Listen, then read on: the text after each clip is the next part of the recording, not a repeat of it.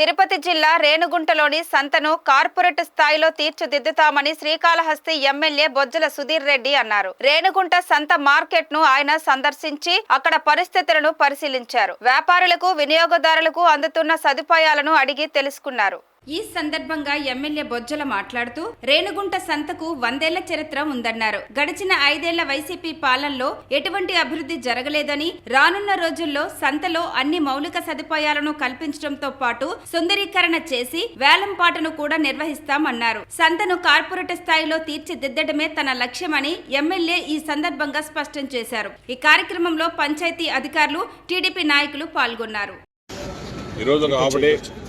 రేణుగుంటలో రావడం జరిగింది.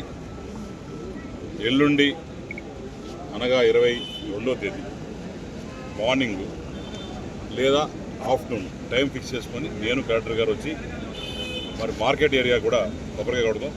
అదంతా కూడా బ్రహ్మాండంగా డెవలప్ కాబోతుంది. దాని ముందు రోడ్డు కావచ్చు, దాని లోపల సిమెంట్ రోడ్ కావచ్చు, పైన షెడ్స్ కావచ్చు, టాయిలెట్స్ కావచ్చు, ఇవన్నీ కూడా డెవలప్ చేస్తున్నాం. ఇవన్నీ కూడా 1.5 months టైం బౌండ్ పెట్టాం. అట్నే కొద్దిగా మున్సిపాలిటీ ఇష్యూస్ ఉన్నాయి, అది కూడా ఎస్టిమేట్ రెడీ చేయమని చెప్పాను.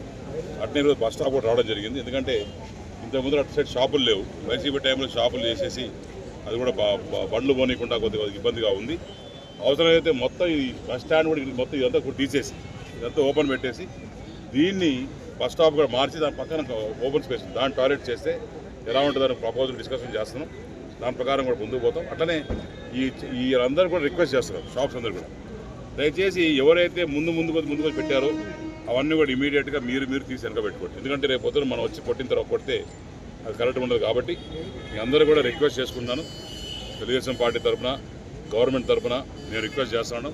అందరి షాపుల వాళ్ళకి ఎవరైతే బయటకు ఎంకరేజ్ చేశారో మీరే తీసేసి మీరే రోడ్డు కూడా నీట్గా చేయాలి. అట్లనే ఎవరైతే ఈ బండ్లు అమ్మేటోళ్ళు ఉన్నారు వాళ్ళు కూడా రోడ్డు మీద పెట్టేది అమ్మేస్తారు. వాళ్ళు కూడా స్పేస్ అనేది క్రియేట్ చేస్తాం, వాళ్ళు కూడా అమ్ముకోవచ్చు.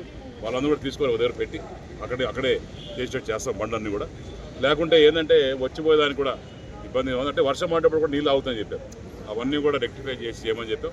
అవన్నీ కూడా ఎస్టిమేట్ తయారు చేసిన తర్వాత అవన్నీ కూడా పనులు ప్రారంభిస్తూ జరుగుతుంది.